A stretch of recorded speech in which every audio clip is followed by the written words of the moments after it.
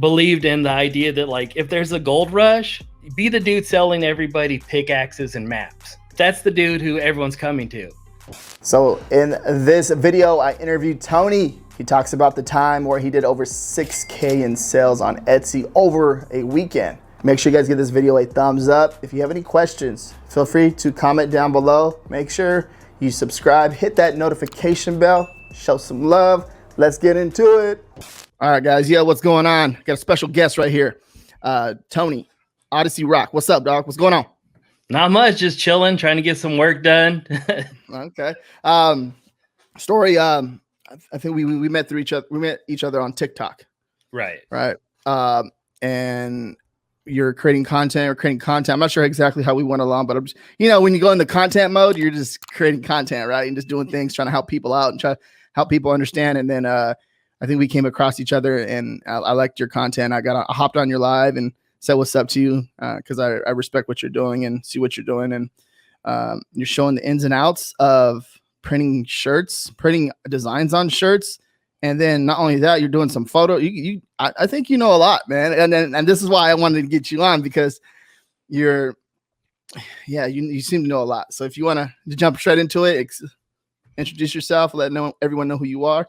Yeah. So my name's Tony, and what I do is I'm a designer. I work in the comic book industry. I color comics, and I actually like to teach people how to design and help them a lot. And so that's been kind of one of the things I've been trying to do lately.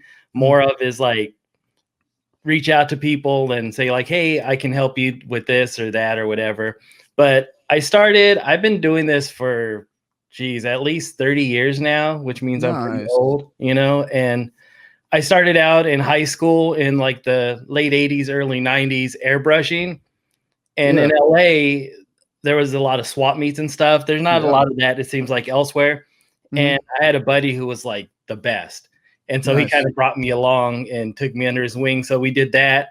I was in graffiti. I did graphic art. I did typesetting. Everything I could learn, I learned. Yeah. Because I feel like that's the most important thing, is how much knowledge you can acquire and apply to whatever you're doing, right?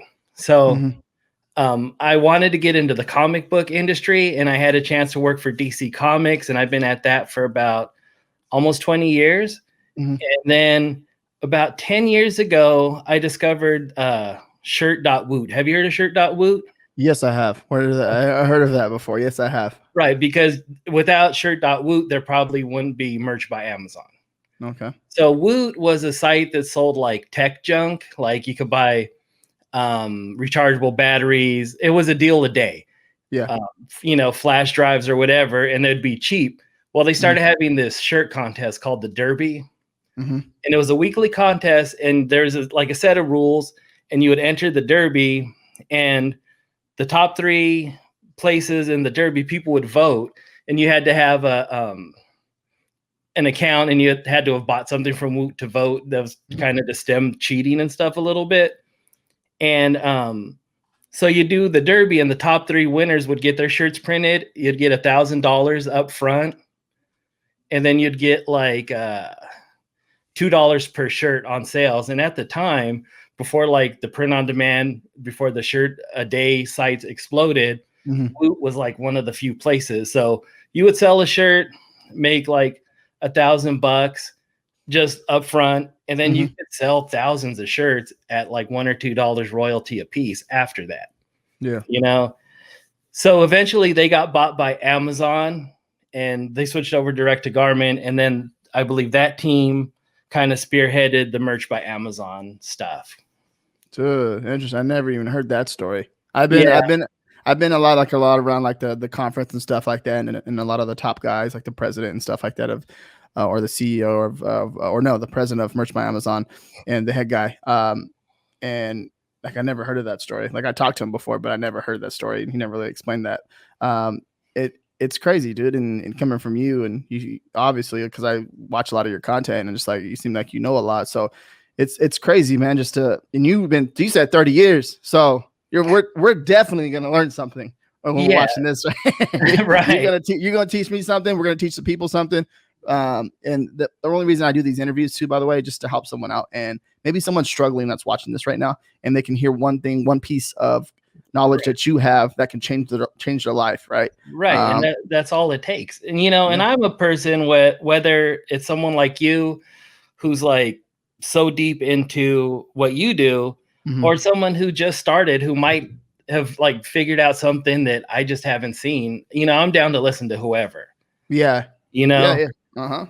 No, for sure, man. So you got started about 30 years ago. Like, what were you doing? Like, so you started off selling at the swap meets and stuff like that, like shirts, or what did you start doing over there? Yeah, we were like I said, airbrushing, and that was before it was that accessible to do any kind of shirt. So we'd buy a bunch of white shirts, get our airbrushes, get our paints, and we had a booth, and people would come up at the swap meet, and, you know, we'd have all the different things displayed like that we could do. And so they'd say like, hey, can you do a picture of my car or whatever? And then you would just say like, oh yeah, this is how much it's going to cost. And then you'd get to work on it. And, you know, you'd be doing it live, so people would come up and watch you. And that kind of helped to like be more confident in what you're doing and stuff, because you either sink or swim, you know? No, when you're talking about that, because you see that every, like, any of like the tourist attractions, right? You'll see a lot of that, people drawing and people doing like artwork on people, and people sitting down like, don't move, stay there, and they're doing like a portrait of him, right? And stuff or like that, those right? guys with like the spray paint and the plates and all that stuff, and they make those pictures with the stencils and everything, and it's a show, right? And it's crazy. You see that at amusement parks like Disneyland and all that stuff right now to this day, so you can see how powerful it is, and that's crazy. So and then also too, the next thing is getting more into it. I know you have like you have a good history of all this stuff, but then recently you made a video on your YouTube channel, and you were talking about how you hit $6,000, I think you said, over the weekend in revenue, right? In sales on Etsy. You want to talk about that a little bit? Yeah, that was crazy. And it's one of those things where you're like waiting for it to happen. It happens. And then you're like, okay, well, when's it going to happen again? Which, you know, is probably few and far between, but it's cool because it kind of gets your name in a lot of people's, you know, they remember your shop. So what had happened is we were going to the zoo, and it was in like early October, and we were leaving. It's like 10:30 in the morning, leaving from the zoo. And I got that sound that everyone wants to hear, that Etsy cha-ching. Right. And so I'm like, oh, okay, well, whatever. And then another one. And this is while we're walking to the car. From the gate of the zoo to the car, we probably got like 6 or 7. And I was like, well, this is unusual for me. You know, I know for some people they sell like that all the time.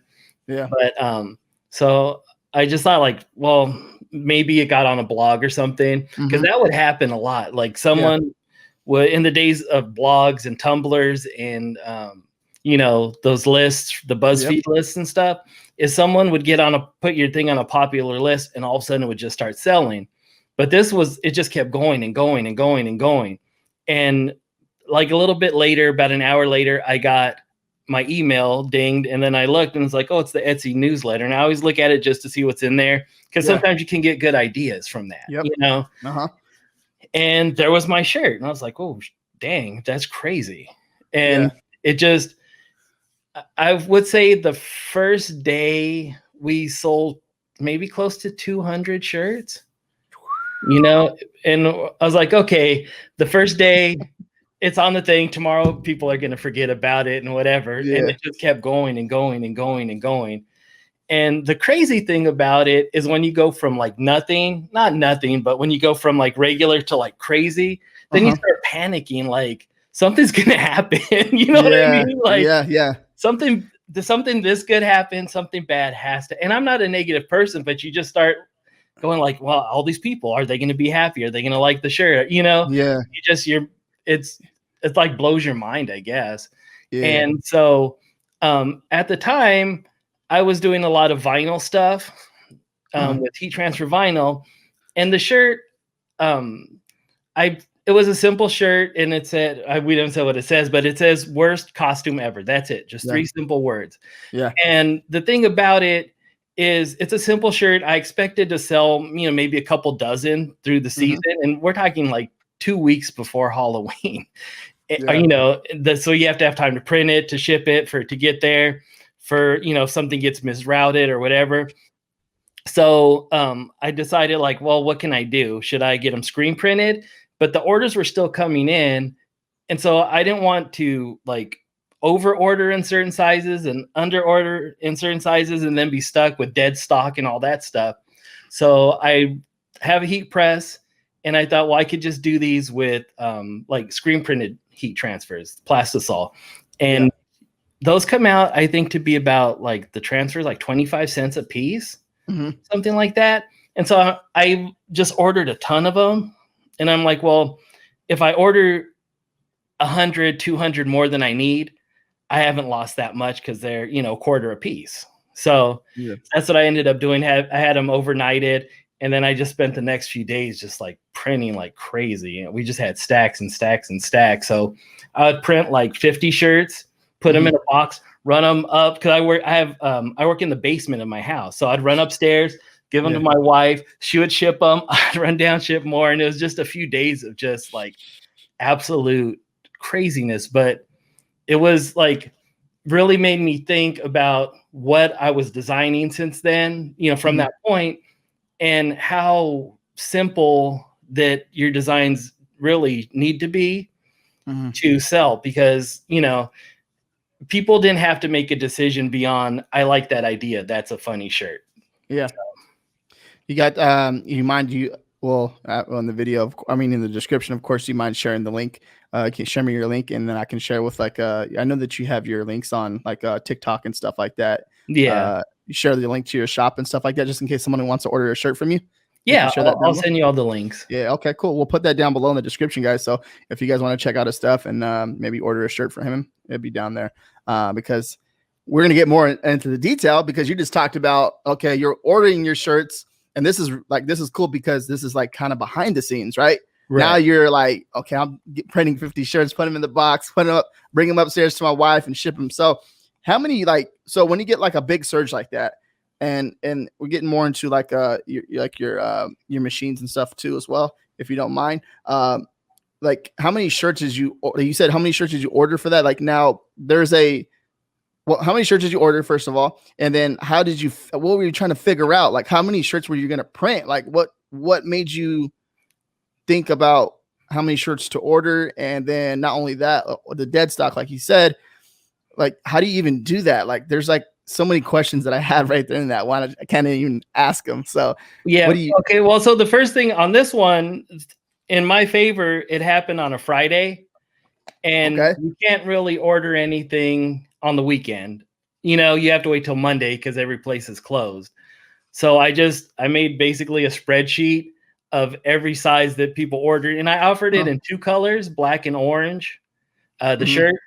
So I figured that out, and then I just kind of looked at like, okay, these sizes I'm selling the most of, so let me order like a couple dozen extra of those too. And I know that since you're printing things to order, it's basically like print on demand, but you're doing it yourself with transfers, that if I had, 2 dozen XL black shirts, they're not going to go to waste.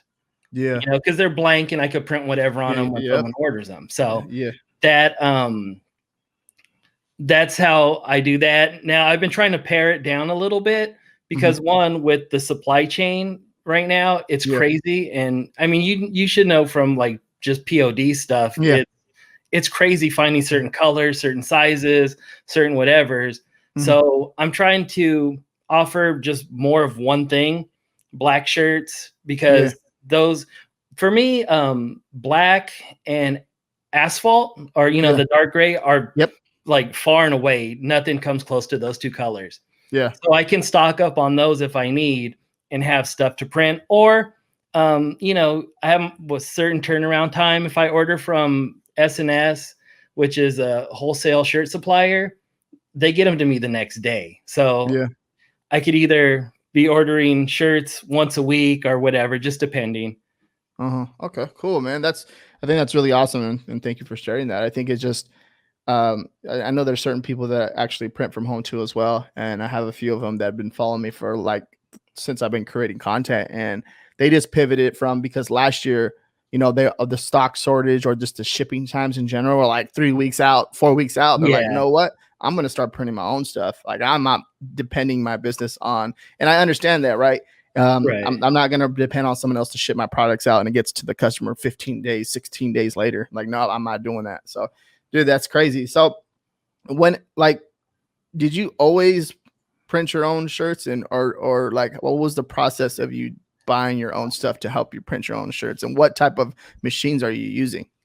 Okay, so I've always printed my own stuff in one way or another. I mean, in the early 2000s, I dabbled with a little screen printing and stuff, but that wasn't really for me. Yeah, And then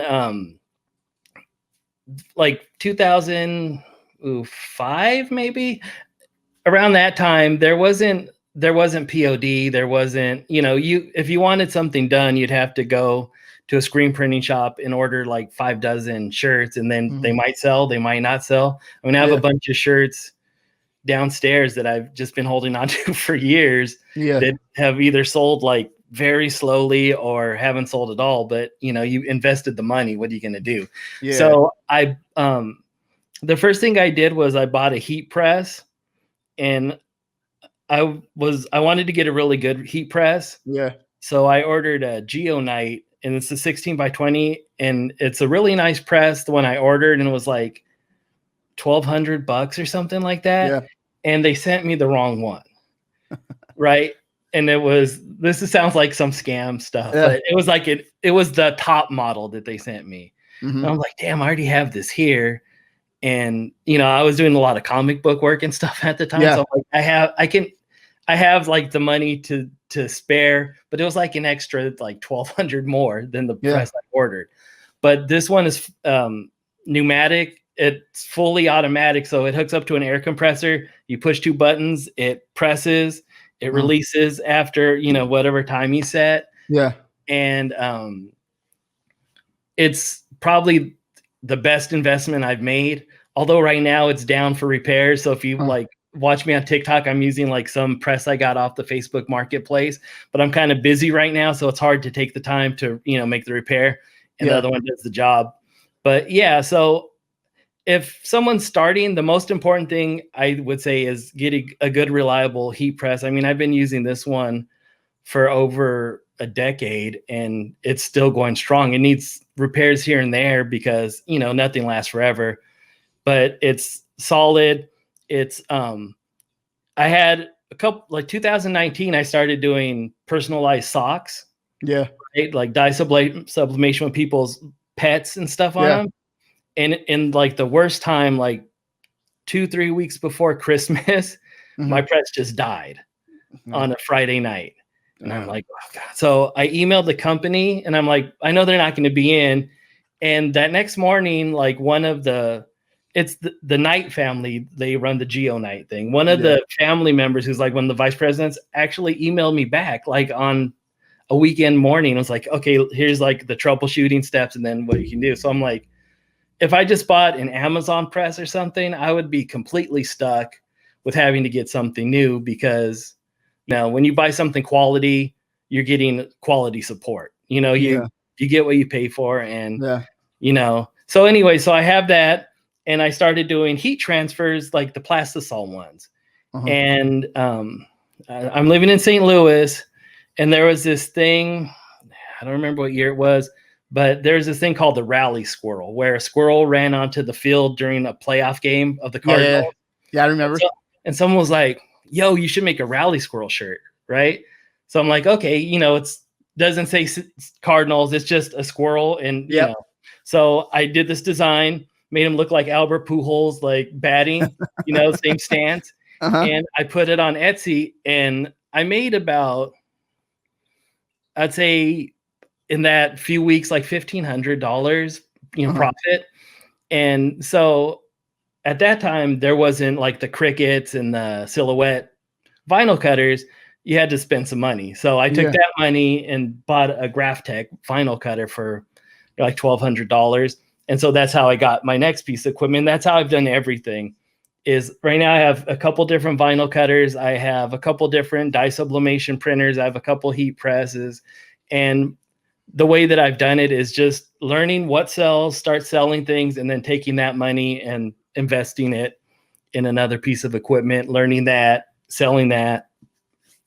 Dude, I don't know, dude. I'm just my mind's going crazy right there because I love it because there's so much content, and I know you know that there's so much content in the content, and you're like that content is gonna pay for itself because every time you get invest in a new piece of equipment, and I always tell people this all the time too. They get all this like this new equipment, all this stuff. I'm just like, you can make content that will pay for that, right? Right. You know that, and it's like, no, I don't. Like I don't. Like, what are you talking about? Like there's always content inside content. And if you're doing it and you can make a TikTok video, you can make a YouTube video or explain to people how to get started with something and show them there's money. It's education. There's always money behind education. And that is it. There's no, you know what I mean? That's it. Right. Well, I have always believed in the idea that like, if there's a gold rush, be the dude selling everybody pickaxes and maps. That's you know what I mean? Yep. That's the dude who everyone's coming to. You know, you're not out there just trying to find the gold. You're supplying people. And it's the same thing. You give people knowledge and whatever. And I'm not asking for anything back, necessarily, but I don't know. I hate to see people out there struggling with no one to help them, know? Yeah, man. And that's freaking amazing. So you were talking about like the vinyl that you said something about the actual vine, like the stuff that you put on the shirt, right? You said you get it pre-made for like 25 cents or something like that. Oh no. Okay. These are talking about the pre-printed transfers. So okay. I don't have any around here in this room, but so what happens is, let's say you have a design that is going to sell, right? Okay. You go to a place like Transfer Express, F&M Expressions, and you upload your art just like you would with, and then you tell them how many pieces you want, what color you need it printed in, and whatever. And then they print them on their screen printing machines on paper and send them to you. And so then you'll have a stack of like 100 sheets with the same exact design. And then like, just depending on the company, some of them get pressed for 10 seconds, some of them more, some of them less. So it's set design. So the thing about that is you go to the heat transfer vinyl, and that's the vinyl you cut with a plotter for prototyping or for designs that, you're going to do low runs, custom stuff. But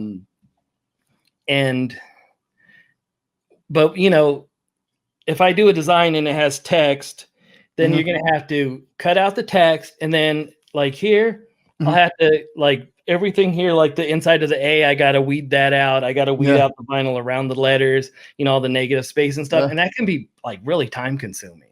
Oh yeah, dude. That seems like it's going to hurt your fingers too. You're going to get cramps in your fingers doing all that stuff. Yeah. It's just like, man, and, but if like I do a lot of customs, and for those, you kind of have to do it. I could do that, or I can do, print on demand for the customs, but there's a number of reasons why I don't do print on demand anymore. Like DTG stuff.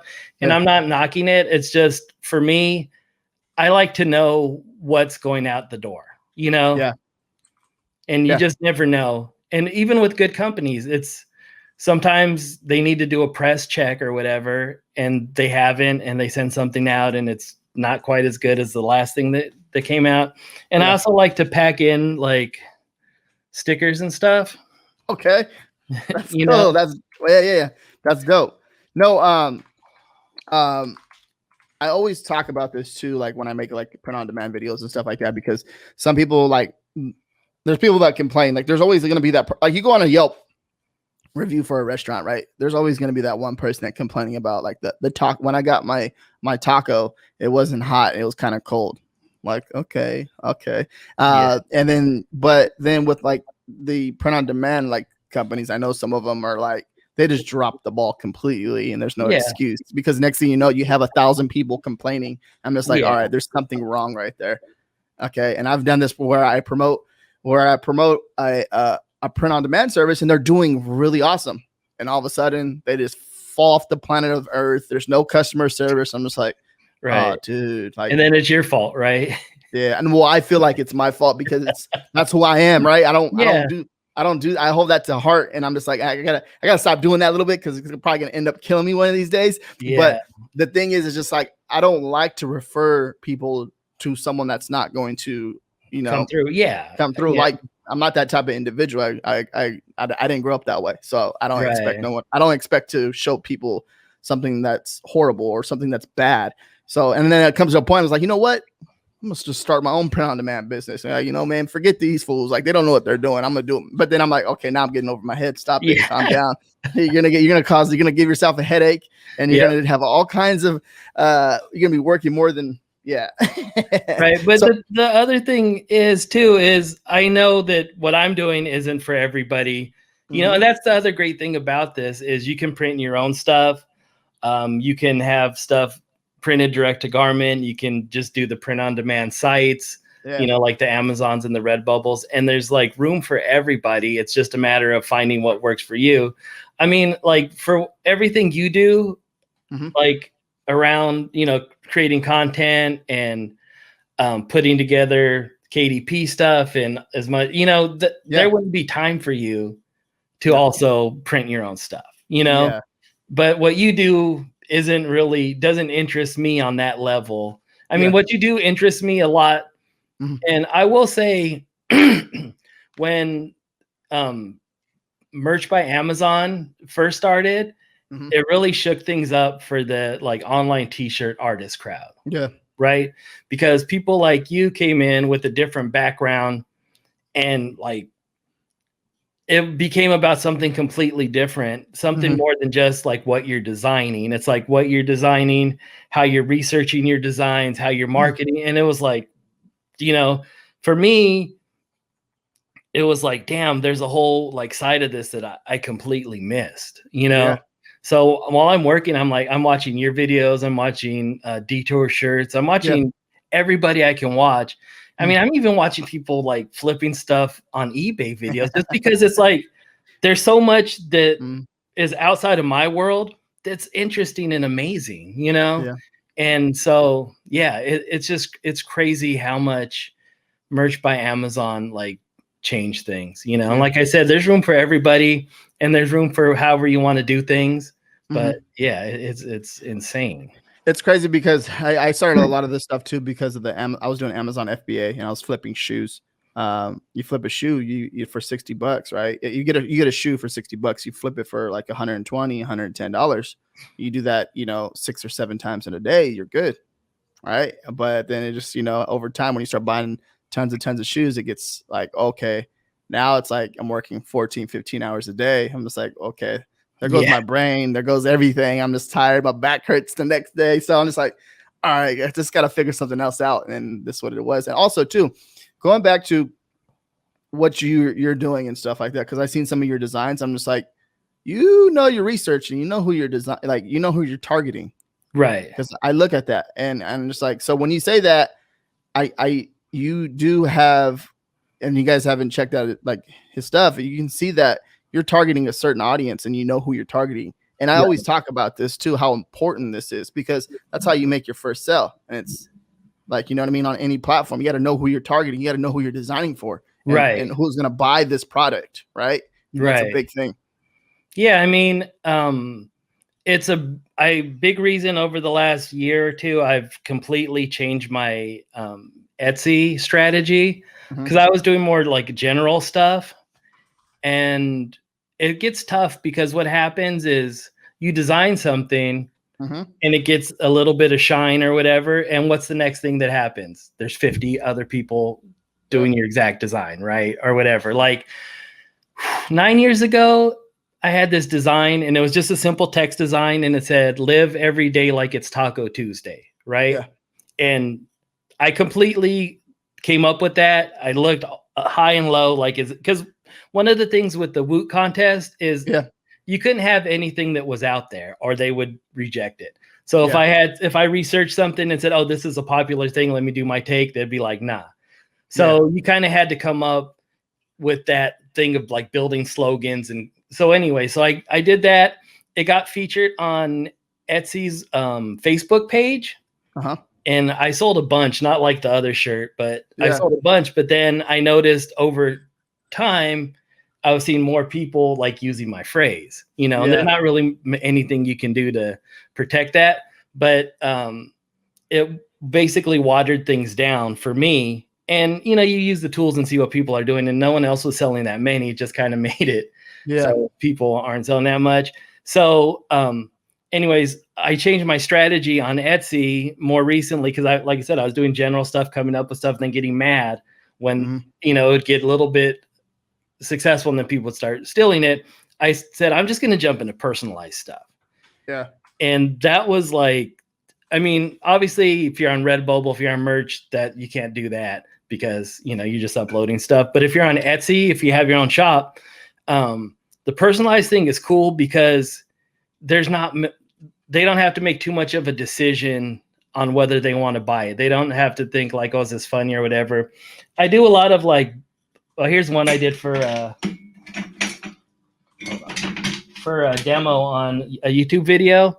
It's a coffee cup, you know? Yep. This is the sort of thing that I would sell, you know, t-shirts, hobbies, and then you just put the person's name and then the city they live in, and then you say year established, and they got have something completely unique. And I can use that same design over and over. It's gonna take me like a minute to change the name and all that stuff.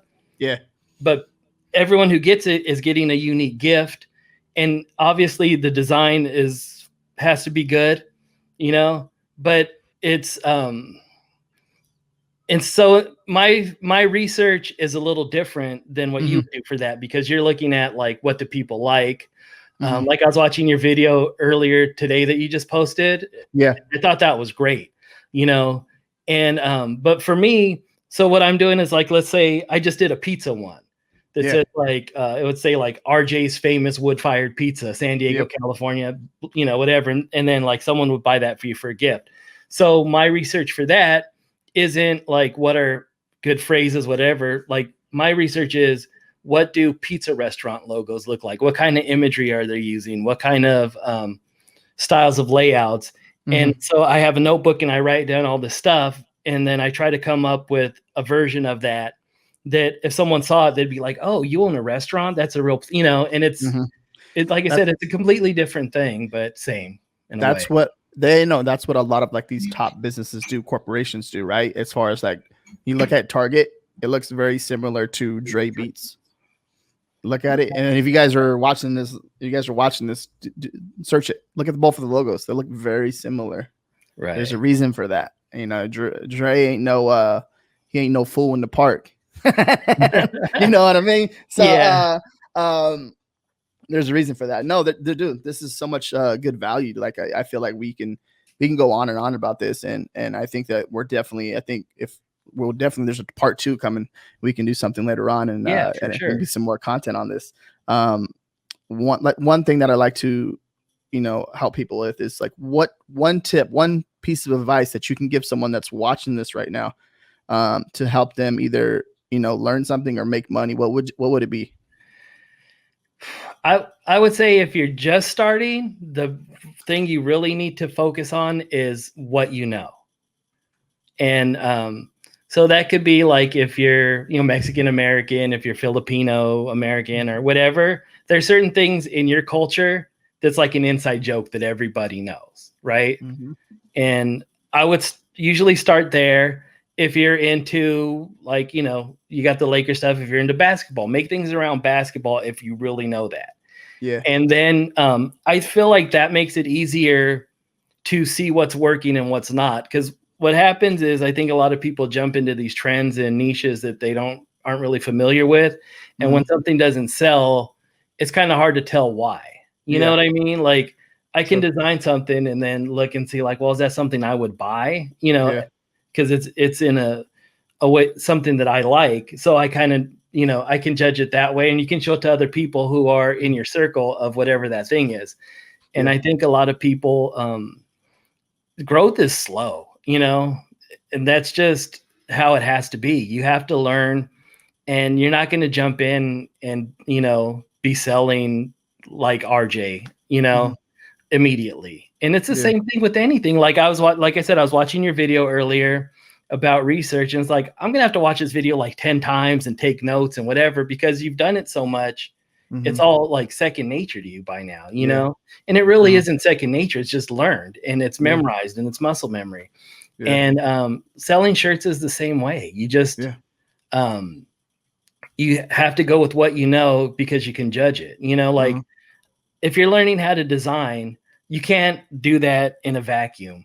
You have to have other designers around you to tell you, like, this is good, this is bad, this needs to be here, this needs to be this way. And then you learn. And it's the same way. It's hard to jump into something you don't know and expect to be successful. Yeah, man. Hey, I agree 100% right there. That's freaking awesome. Because also too, just to put some context behind that, it's like you would like leverage these platforms that have all these customers and data driven behind it, because the data doesn't lie. It's there. And this is why I'm like looking for keywords and stuff like that pop out to me, that will give me inspiration to jump into a niche or a certain phrase or whatever it is, right? Because you can take these keywords and figure out what people are searching for on the internet. And if there's nothing there, you give them something. Right. You know what I mean? Yeah, but you've been at it so long that now your knowledge applies to things you don't know. You can kind of look at something and judge it and say, well, this is why they like it. And, and I guess the other thing for me is, and I mentioned on my video, is you watch like your videos or whoever, Ryan Hogue, Juna, and it's like, okay, here's a trending thing, and there's like 600 designs with that same phrase, which whatever. You have to find like how to make it work for you in a different way, I think, not just like I'm going to do a better version of this design, because it's still, even with a great design, it's hard to be seen sometimes. But if you can come up with like something that's a twist on it that maybe someone else hasn't thought of yet, until they copy yours, is another great way. Or like, the whole thing about blending two different niches or whatever. You always have to take like the advice and the research and then take one or two more steps, I think. I do. That's why that's like one of that's the big thing right there. Just because you can't be doing what everyone else is doing. If you're doing that, and it's going to be harder for you to rank, harder for you to make a sale. If you copy what 500 people are doing, that's where you're gonna go. You're not gonna get nowhere. Right. I did a video a while back. It was called 4 t-shirt design layouts that always work, and this was a few years ago. And people were like, I had a couple people comment and say like, well, what happens when no one sees your stuff? It's like, well, I'm not telling you to do these exact designs. I'm just showing you how to make a design that looks good. But you still have to come up with, there's still some amount of originality. And the other thing, and you've touched on this on your video today, is anytime you're copying someone else or whatever, you're risking your account, whatever platform you're on. And, No, for sure. No, exactly. As you do that, you're like asking for it, and that's not a long-term play. And I same thing with a lot of these content, a lot of like content creators, or even just t-shirt designers or whatever the heck you want to call it. If you're just copying someone else, it's like it's going to show, people are going to know, and it's like it's all going to come out at the end. So it's best that you learn it, figure it out. Success is not going to happen because you're copying someone else. You can do it in your own way. But it's just like they say too, like, don't reinvent the wheel, right? Right. Don't try to do something that, and it's that can be a topic we can go on and on and on about, because I'm not saying it in a negative way. Right. I'm just trying to put it in a way where you understand it and do it for yourself that works for you, and don't just try to mimic someone else exactly what they're doing. And those are all the people in the Facebook groups complaining that they got shut down for no reason or whatever, because it's hard, especially at the beginning, to say no to something that is easy money. You know what I mean? Yeah, and I understand that too. Hey, you know what I mean? But I get that. I mean, like some of the things that you touched on in that video today, you were like I don't know, that's kind of in the gray area. I'm not touching it. And I'm not doing it. Right, because I mean, I know you had that whole thing with your Etsy shop and all that. Mm-hmm. And that's when I was like, okay, RJ's my dude, because I would have been the same way. I would probably still be crying right now. You know what I mean? Because, you know, when you're that kind of person, I wear my emotions on my sleeve, man. And it's like, it hurts because you put everything into it, you know? Yeah. I had that all the workflow going, and I had it all outsourced and everything systems in place, making you know, it's on $6,000 to $8,000 a month. And I was like, I'll take it. And then, but the thing is, like, I didn't get no info on why it got suspended at all. Right. Because that would have been some good content to create behind that. Yeah. And I don't mind doing it. I don't mind. This is why I create the content, because I want people to learn. It's like, no, I'm hiding something.